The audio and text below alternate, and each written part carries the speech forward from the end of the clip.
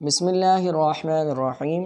الحمد للہ المنزہ من امکان الکذب والصلاة والسلام علی رسولہ المنزہ من امکان المثل۔ مصنف علیہ رحمہ نے بیان فرمایا تھا کہ مشترک کا جب ایک معنی مراد لے لیا جائے تو دوسرے معنی کا مراد لینے کا اعتبار ساقط ہو جاتا ہے، اسی وقت میں اسی مسئلے میں پھر دوسرا معنی مراد نہیں لے سکتے۔ اب یہ بھی بیان فرما رہے ہیں کہ اگر مشترک کا جو ایک معنی مراد لیا جاتا ہے وہ کسی دلیل کے ذریعے لیا جاتا ہے، اور وہ دلیل تعویل بھی ہو سکتی ہے، قیاس بھی ہو سکتی ہے، خبر بھی ہو سکتی ہے، اور کوئی قرینہ بھی ہو سکتا ہے۔ اور اگر دلیل موجود نہ ہو تو اور لفظ مشترک ہے، کسی نے اپنے کلام میں مشترک لفظ استعمال کیا اور دلیل موجود نہیں ہے تو وہ کلام لغو ہو جائے گا، اس پر عمل نہیں کیا جائے گا۔ امام محمد علیہ رحمہ نے اسی کے تعلق سے ایک مسئلہ بیان فرمایا ہے، مصنف علیہ رحمہ اس کو نقل کرتے ہوئے فرماتے ہیں،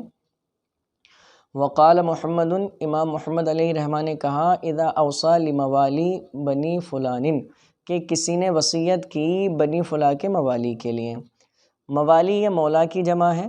تو مولا جس طرح سے آقا کو کہتے ہیں اسی طرح سے اس کو بھی کہتے ہیں جس کو آزاد کیا ہو، یعنی آزاد کردہ غلام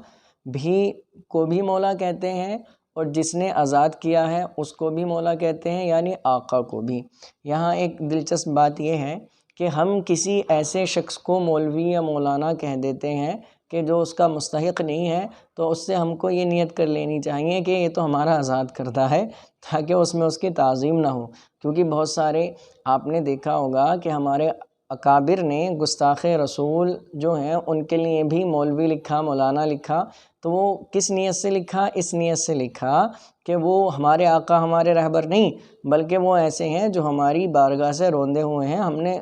اللہ اور اس کے رسول نے تو ان کو دھتکارا ہی، ہم اللہ اور اس کے اللہ کے بندے اور نبی کریم صلی اللہ تعالیٰ علیہ وسلم کے جو غلام ہیں ہم نے بھی ان کو دھتکار دیا کہ جو نبی کا نہیں وہ ہمارا بھی نہیں۔ اس لیے ہم جو ان کو مولوی یا مولانا کہہ دیتے ہیں یا لکھ دیتے ہیں تو اس سے ہماری مراد کیا ہوتی ہے کہ ہماری بارگاہ کے روندے ہوئے، ہماری یہاں کے روندے ہوئے ہمارے آزاد کردہ، یعنی ہمارے غلام، ٹھیک ہے۔ تو امام محمد علی رحمہ کیا فرماتے ہیں کہ جب کسی نے وصیت کی بنی فلاں کے موالی کے لیے، ٹھیک ہے۔ اب موالی یہ لفظ کیونکہ مشترک کی بات چل رہی ہے تو مولا ہے مشترک، لفظ مولا کیا ہے؟ مشترک، اسی کی جمع ہے موالی۔ تو لفظ مولا جو مشترک ہے آزاد کرنے والے کو بھی کہتے ہیں اور جس کو آزاد کیا ہے اس کو بھی کہتے ہیں، مشترک ہو گیا۔ آگے فرماتے ہیں وَلِبَنِي فُلَانٍ مَوَالٍ مِّنْ أَعْلَى وَمِنْ أَسْفَلَ وَمَوَالٍ مِّنْ أَسْفَلَ، فرماتے ہیں اور بنی فلاں کے لیے ایسے بھی موالٍ مِّنْ أَعْلَى، اعلیٰ بھی موالی ہیں، اعلیٰ یعنی آزاد کرنے والے، کہ جس نے ان کو بنی فلاں کو آزاد کیا ہو وہ موالی بھی ہیں۔ وَمَوَالٍ مِّنْ أَسْفَلَ، اور وہ موالی بھی ہیں جن کو اس نے بنی فلاں نے آزاد کیا ہے، یعنی بنی فلاں جو ہیں وہ درمیان میں ہیں، اس کے اوپر جنہوں نے اس کو آزاد کیا تھا وہ بھی موجود ہیں، اور جس کو اس نے آزاد کیا تھا وہ بھی موجود ہیں، ٹھیک ہے۔ تو یہ مشترک ہو گیا آزاد کرنے والے میں بھی اور جس کو آزاد کیا ہے اس میں بھی۔ تو فرماتے ہیں فماتا، تو وہ مر گیا، یعنی وصیت کرنے والا مر گیا، کس سے پہلے؟ بیان کرنے سے پہلے۔ اس نے یہ بیان نہیں کیا کہ وہ کس کے لیے وصیت کر رہا ہے، اگر اس نے یہ بیان کر دیا کہ میں آزاد کرنے والے کے لیے وصیت کر رہا ہوں یا جس کو اس نے آزاد کیا ہے اس کے لیے وصیت کر رہا ہوں، تب تو کوئی بات ہی نہیں ہے، جس کو وہ بیان کر دے گا اس پر عمل کیا جائے گا۔ لیکن وہ بیان کرنے سے پہلے اس کا انتقال ہو گیا تو پھر کیا ہوگا؟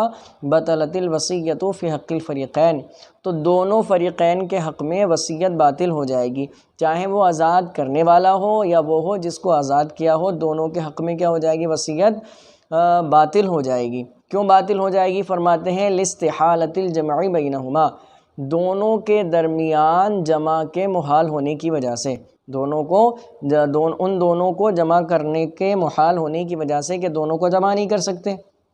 ٹھیک ہے۔ کیوں نہیں کر سکتے؟ کیونکہ یہ مشترک ہے اور مشترک کا ایک معنی ہی مراد لیا جاتا ہے، ایک ہی وقت میں دونوں معنی مراد لینا ہمارے یہاں جائز نہیں ہے۔ تو آزاد کرنے والا اور جس کو آزاد کیا ہے دونوں ہو سکتے ہیں، اور اس نے بیان نہیں کیا تو یہاں پر کیا ہوا کہ دونوں کے حق میں وصیت باطل ہو جائے گی، کیونکہ دونوں مراد لے نہیں سکتے کہ مشترک کا ایک ہی معنی مراد لیا جاتا ہے۔ دوسرا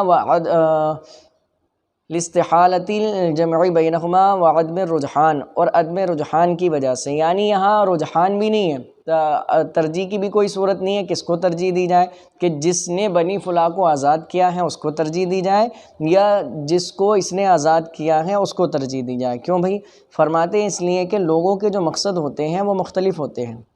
بہت سارے ایسے لوگ ہوتے ہیں کہ وہ لوگوں کے احسان کا شکر ادا کرتے ہیں کہ انہوں نے جو ان پر احسان کیا ہے، یعنی بنی فلاں کو جس نے آزاد کیا تو جس نے آزاد کیا اس نے احسان کیا، تو یہ اس کے احسان کے شکریہ میں ہو سکتا ہے اس نے اعلیٰ کے لیے وصیت کی ہو، ایک تو یہ بات ہو گئی،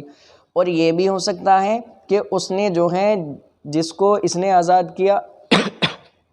اس کے لیے وصیت کی ہو۔ کیوں؟ اس لیے کہ ایک احسان تو اس نے جس کو آزاد کیا تھا آزاد کر کے کر دیا، اور پھر احسان کی تتمیم کے لیے پھر دوبارہ وصیت کر کے احسان کرے، تو دونوں کے لیے ہو سکتا ہے کہ جس نے اس کو آزاد کیا ہے اس کے لیے بھی ہو سکتی ہے وصیت، اور جس کو اس نے آزاد کیا ہے اس کے لیے بھی ہو سکتی ہے، اور ترجیح کی کوئی صورت نہیں ہے۔ جب ترجیح کی کوئی صورت نہیں ہے تو یہاں وصیت بھی باطل ہو جائے گی۔